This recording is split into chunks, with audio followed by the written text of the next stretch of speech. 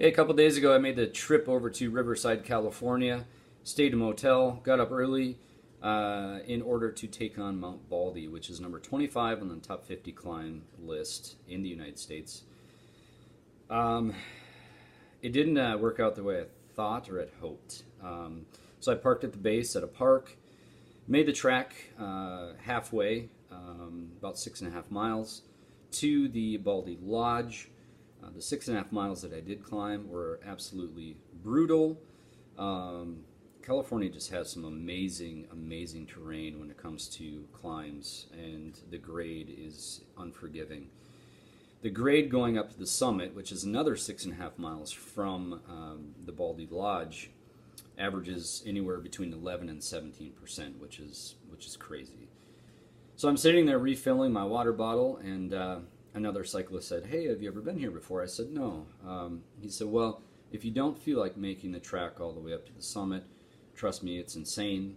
It's its own climb altogether.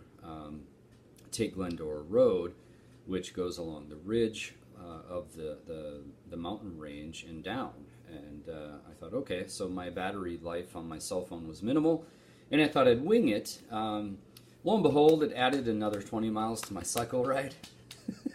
I didn't plan that whatsoever. Great scenery, a beautiful ride. Much of it was a descent, although there were a few climbs in there, going back up and then going back down again. But I ended up in Glendora, which is a suburb down at the base of the mountain range, and another 10 miles from the park. So I did not plan that well whatsoever.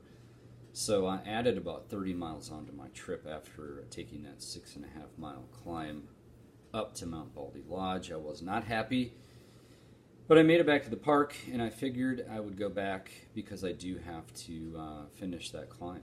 It's a must. It's on the list. It's number 25 on the top 50 most difficult longest cycle climb list. I made it halfway. That's not good enough. I have to go all the way. All the way.